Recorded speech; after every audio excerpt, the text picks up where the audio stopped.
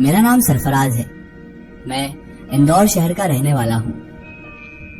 आज मैं आपको अपनी जिंदगी की एक ऐसी घटना से, एक ऐसी सच्चाई से वाबस्ता कराने जा रहा हूँ जिसे सुनने के बाद आप लोगों को भी रूहानी ताकतों पर और जिन जिन्नात पर यकीन हो जाएगा। जिन जिन्नात होते हैं या नहीं, इससे पहले मुझे भी इस बात पर बहुत शक था, लेकिन जब मेरे साथ ये घटना हुई तब मुझे ना चाहकर भी इस पर यकीन करना पड़ा कि वाकई हमारे अलावा इस दुनिया में बहुत सारी मखलूकात मौजूद है, जिसमें से एक मखलूक जिन जन्नात की भी है। आज मैं आपको मेरी एक सच्ची कहानी सुनाने जा रहा हूँ जो मेरी और एक जिनजादी की है कि किस तरह एक जिनजादी मेरे पीछे पड़ गई। बात उस वक्त की है जब मेरी उम्र 28 साल की थी। मेरा एक खुशहाल परिवार है जिसमें मैं, मेरी वाइफ और 3 बच्चे हैं। जीवन बिल्कुल अच्छी तरह से गुजर रहा था। जिंदगी में कोई भी परेशानी नहीं थी और मेरा काम भी बहुत अच्छा चल रहा था। और मेरा काम है वाटर प्रूफिंग का।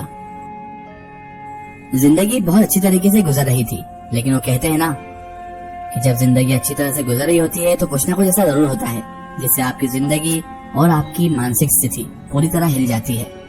मेरे साथ भी कुछ ऐसा ही हुआ था। एक मर्तबा मैं काम के सिलसिले में खरगोन गया था। वहाँ पर मेरी साइट कंप्लीट होने ही वाली थी। साइट कंप्लीट करते करते मुझे रात हो चुकी थी। रात को जब मैं खरगोन से इंदौर लौट रहा था तभी अचानक मेरी बाइक खराब हो गई। रात का वक्त था और घोर सन्नाटा था। अंधेरा इस कदर का था कि वहाँ पर बिना लाइट के किसी को भी देखना मुमकिन नहीं था। और उसी बीच रास्ते में अचानक मेरी बाइक खराब हो गई। वहाँ से कुछ ही दूरी पर एक गांव था जहाँ पर कुछ लोग रहते थे। बहुत कम आबादी होने के कारण वहाँ पर इतनी अच्छी सुविधाएं भी नहीं थी, यानी कि वहाँ पर लाइट, नल, इन सब चीजों की सुविधा नहीं थी। एक गांव था जो कि बहुत ही पुराना गांव था और बहुत कम लोग वहाँ पर रहते थे। उसके अलावा वहाँ पर दूर दूर तक कोई गांव नहीं था। तो मैंने सोचा कि क्यों ना इसी गांव में चलकर ये रात गुजारी जाए, क्योंकि रात के उस वक्त 1 बज रहे थे और मैं काम करके वापस लौट रहा था। लेकिन गाड़ी का अचानक खराब हो जाना मेरे लिए बहुत नुकसानदायक था। ये वही रात थी जिस रात मेरे साथ एक ऐसी घटना होने वाली थी जो मेरी जिंदगी को उथल पुथल कर रख देने वाली थी। मैंने बाइक को धक्का लगाना स्टार्ट किया और अपनी बाइक को धक्का लगाते हुए उस गांव के अंदर दाखिल हो गया। गांव में बहुत अंधेरा था, किसी घर में लाइट तो थी ही नहीं और उसके अलावा उस गांव में बहुत ही कम घर थे। और गांव की जिंदगी बहुत अजीब जिंदगी होती है। वहाँ पर रात होते ही लोग अपने अपने घरों में कैद हो जाते हैं। ना कोई बाहर निकलता है, ना ही कोई किसी से मिलता जुलता है।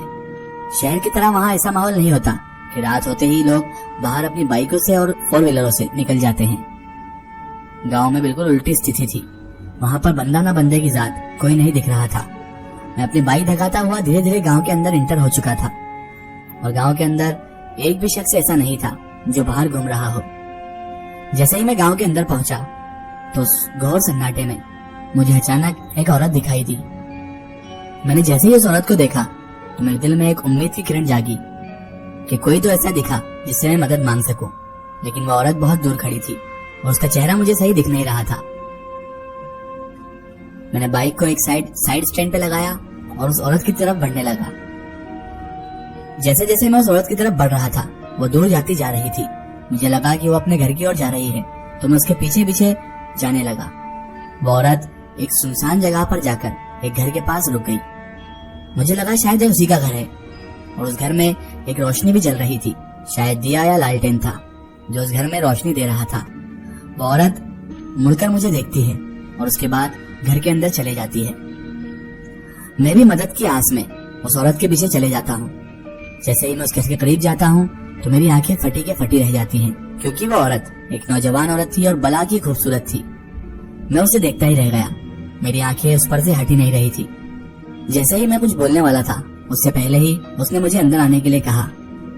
मैं अचानक चौंक गया, लेकिन मेरे अंदर का शैतान जाग उठा। उसके बाद मैं अपने आप को रोक नहीं पाया और मैं उसके घर के अंदर दाखिल हो गया। अचानक मुझे अजीब सी कैफियत तारी होने लगी। मेरा जहन और मेरा दिल दिमाग अपने काबू में नहीं था। मैं उस लड़की की ओर देखे जा रहा था और उसकी तरफ बढ़ते जा रहा था। मुझे पता ही नहीं चला कि कब मैं उसके इतने करीब पहुंच गया कि हम दोनों 2 जिस्म और एक जान हो गए। उसके बाद वो रात मैंने उस औरत के साथ ही गुजारी। वो औरत इतनी खूबसूरत थी कि मैं अपने दिलो दिमाग पर काबू न रख सका और मैंने उसके साथ हम बिस्तरी कर ली। सुबह जब मेरी नींद खुली तो मैंने अपने आप को एक खंडर में पाया। मैं अचानक चौंक कर उठा और मैं घबरा गया। मैंने फटाफट अपने कपड़े पहने और सीधे वहां से बाहर भागा। बाहर भागते हुए मुझे बहुत सारे लोगों ने देखा था और मैं सीधे अपनी गाड़ी के पास जाकर ही रुका। मैं बहुत घबरा गया था, लेकिन करता क्या, मुझसे भूल तो हो चुकी थी। मुझे समझ नहीं आया कि वो औरत कहाँ गई और मैंने जिसके साथ हम बिस्तरी की थी, मैंने जिसके साथ रात गुजारी थी, वो औरत कहाँ गायब हो गई और मैं खंडर में कैसे आ गया। मेरा जहन पूरी तरह से ब्लॉक हो चुका था। मुझे समझ नहीं आ रहा था कि मेरे साथ क्या हो रहा है। क्या वो एक सपना था? क्या वो औरत मैंने सपने में देखी थी? मुझे ये भी समझ नहीं आ रहा था। तभी गांव के एक बुजुर्ग व्यक्ति ने मुझे देखा। मुझे घबराया हुआ देखकर वो मेरे करीब आए और कहने लगे, बेटा क्या हुआ? मैंने वो बुजुर्ग को ये बताया कि इस खंडर में कौन रहता है। तो उस बुजुर्ग व्यक्ति ने कहा कि इस खंडर में तो सालों से कोई नहीं रहता। तो मैंने कहा कि मैंने कल रात को यहाँ पर एक औरत को देखा जो कि भला की खूबसूरत थी और वो मुझे अपने साथ उस घर में ले गई। ये उसी का घर है ना? बाबा ने कहा, कौन सी औरत और किस घर की बात कर रहे हो तुम? वो घर जो सालों से वीरान पड़ा है। मैंने कहा, हाँ वो घर, सामने वाला घर। जब रात थी तो वहाँ पर रोशनी भी थी और बहुत अच्छा घर था और एक नौजवान औरत भी थी जो भला की खूबसूरत थी। मैं उसके साथ ही रात भर था, लेकिन सुबह होते ही मेरी आंख खुली तो मैंने अपने आप को खंडर में पाया। मुझे कुछ समझ नहीं आ रहा है कि वो औरत कहाँ गई और मैं उस खंडर में कैसे पहुंच गया। तो उस बुजुर्ग व्यक्ति ने मुझे कहा कि मेरे साथ आओ, मुझे तुम्हें कुछ बताना है। मैं उस बुजुर्ग व्यक्ति के पीछे पीछे जाने लगा। तभी वो बुजुर्ग व्यक्ति मुझे अपने घर पर ले गए और मुझसे पूछने लगे कि सच बताओ, तुमने कल रात को क्या क्या देखा? मुझे पूरी दास्तान सुनाओ कि तुम्हारे साथ कल रात को क्या हुआ और किस तरह तुम उस खंडर में पहुंचे, उस खंडर में तुमने क्या क्या देखा। तो मैंने उस बुजुर्ग व्यक्ति को अपना पूरा हाल सुना दिया और बता दिया कि किस तरह मेरी गाड़ी खराब होने की वजह से मैं इस गांव में दाखिल हुआ और गांव में दाखिल होते ही मुझे कोई नहीं दिखा सिवाय एक औरत के। उस औरत के पीछे जाते जाते मैं इस खंडर तक अंदर पहुंच गया और उसके बाद क्या क्या मैंने किया, किस तरह मैंने उसके साथ हम बिस्तरी की, ये सब मैंने बता दिया। वो बुजुर्ग चाचा मेरी बात सुनकर बड़े हैरान हुए और उनके चेहरे पर एक डर साफ झलक रहा था। दरअसल जिस खंडर में मैं गया था वहाँ पर एक जिनजादी का साया था। एक जिनजादी जो कि बहुत ही खतरनाक थी और उसने कई लोगों को मौत के घाट उतारा था। पहले तो वो अपने हुस्न के जादू से उस इंसान को काबू में करती है, फिर उस पर हावी होकर एक दिन उसे मौत के घाट उतार देती है। उस जिनजादी का यही काम था कि वो जिनजादी नौजवान मर्द को अपने घर में ले जाकर उसके साथ हम बिस्तरी करती। जब तक उसकी हवस पूरी रहती है, जब तक तो वो इंसान को कुछ नहीं करती, लेकिन जहाँ इंसान उससे दूर होने की कोशिश करता है तो फिर वो उसे मौत के घाट उतार देती है। उस बुजुर्ग व्यक्ति ने मुझे सारा माजरा बता दिया कि मैं एक जिनजादी के चंगुल में बुरी तरह फंस चुका हूँ। उस बुजुर्ग व्यक्ति ने कहा कि तुम्हें उसके साथ ये सब काम नहीं करना चाहिए था। अब वो तुम्हारे सर पड़ चुकी है, अब वो हर रात तुम्हें आसपास दिखेगी। मैंने बुजुर्ग व्यक्ति की बात पर यकीन नहीं किया। मैंने कहा, ऐसा कोई होता है क्या? वो कोई जिनजादी विनजादी नहीं थी, वो एक बहुत खूबसूरत औरत थी जिसके साथ मैंने हम बिस्तरी की, इसीलिए उसने मुझे उस खंडर में पटक कर वहाँ से जाना ही ठीक समझा। मुझे लग रहा था कि बुजुर्ग व्यक्ति मुझे बेवकूफ बना रहे हैं और मुझे बेफालतू में डरा रहे हैं, लेकिन मैं ये नहीं जानता था कि उस बुजुर्ग व्यक्ति ने जो बात बताई थी वो दरअसल हकीकत थी। मेरा सामना एक जिनजादी से ही हुआ था। मैंने बुजुर्ग व्यक्ति को गुस्से में अनाप शनाप बोलकर वहाँ से जाना ही ठीक समझा और अपनी गाड़ी के पास आया और गाड़ी जब मैंने स्टार्ट की तो गाड़ी ऑटोमेटिक स्टार्ट हो गई। मैं हैरान था कि रात को जो गाड़ी बंद हुई थी वो अचानक स्टार्ट कैसे हो गई, वो भी बिना मैकेनिक के। लेकिन मेरा ध्यान उस वक्त सिर्फ उस बुजुर्ग बाबा की बात पर था। उन बाबा ने जो बात बताई थी वो फिक्र करने वाली भी थी। खैर मैं वहां से अपने घर तो आ गया, लेकिन घर आकर मुझे बेचैनी सी रहने लगी। मुझे अपने आसपास किसी मौजूदगी का एहसास रहने लगा। ऐसा लगता कि कोई मेरे आसपास हमेशा मौजूद रहता है और कोई न कोई मुझे हमेशा देख रहा है। मैं जब रात को सोता तो मुझे वही औरत अपने ख्वाब में भी दिखती। वो बार बार मुझे अपनी ओर बुलाती और जैसे ही मेरी आंख खुलती तो सामने कोई नहीं होता। मैं बहुत परेशान रहने लगा था, मैं बहुत उदास रहने लगा था। ऐसा लगता था कि मेरे सर पर कोई बोझ रहने लगा है। मेरी तबीयत भी अचानक बिगड़ने लगी और मेरे हाथ पैर हमेशा ढीले ढीले रहने लगे। मुझे कोई समझ नहीं आ रहा था कि मेरे साथ ये क्या हो रहा है। लेकिन एक दिन एक ऐसी घटना घटी जिसे सुनकर आप सब हैरान रह जाएंगे, जिसे देखकर मेरे पैरों तले जमीन खिसक गई थी। एक दिन जब मैं अपनी वाइफ के साथ अपने बेड पर लेटा हुआ था तो अचानक मुझे अपनी वाइफ के अंदर से गुर्राने की आवाज आने लगी। जैसे ही मैंने अपनी वाइफ की तरफ देखा तो हूबहू मेरी वाइफ की शक्ल उस रात वाली औरत से मिलने लग गई। मैं अचानक डर गया और उठकर अपने बेड पर बैठ गया। तभी मेरी वाइफ उठी और उसकी आंखों में एक अलग सी चमक थी। उसकी आंखें चमक रही थी और उसकी शक्ल हूबहू उस औरत की शक्ल जैसी हो चुकी थी।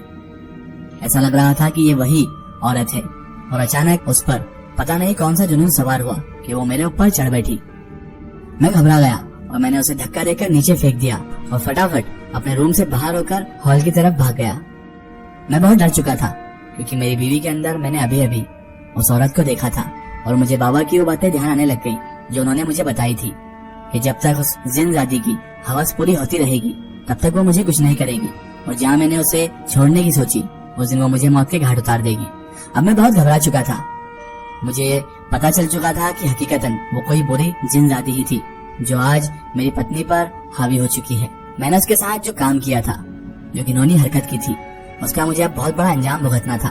इतना तो समझ में मुझे आ चुका था कि अब जिनजादी से पीछे छुड़ाना बहुत मुश्किल है क्योंकि वो मेरी औरत पर काबिज हो चुकी थी, मेरी बीवी पर काबिज हो चुकी थी और उसने मुझ पर हमला भी कर दिया था। मैं सोच में था। ऊपर वाले का नाम लेकर मैंने वो रात बड़ी मुश्किल से निकाली और सुबह जब अपने कमरे में दाखिल हुआ तो मेरी बीवी अपने बेड पर सो रही थी और वो बिल्कुल नॉर्मल तरीके से एक इंसान की तरह सो रही थी। उसके अंदर कोई भी हलचल नहीं थी। मैंने करीब जाकर डरते डरते अपनी बीवी को उठाया। उसे उठाते ही वो बिल्कुल नॉर्मल बिहेव करने लगी और अपने बच्चों का और मेरा पूछने लगी और मुझसे कहने लगी, आप इतनी जल्दी कैसे उठ गए? मैं हैरान था कि मेरी वाइफ को रात को क्या हुआ था और अचानक ये सब कुछ ठीक कैसे हो गया।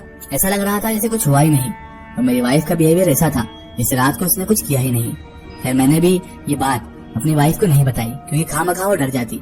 इसीलिए मैंने सोचा कि इस बात को किसी जानकार आदमी को बताना ही ठीक रहेगा, वही मुझे कुछ सलाह दे सकते हैं। और मैंने अपने एक दोस्त से इस बात की चर्चा की।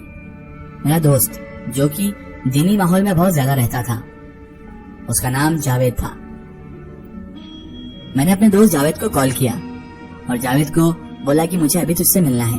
मेरा दोस्त जावेद दीनी माहौल में रहने वाला शख्स था और जावेद को इन सब चीजों के बारे में अच्छा खासा इल्म भी था। वही अब मेरी कुछ मदद कर सकता था।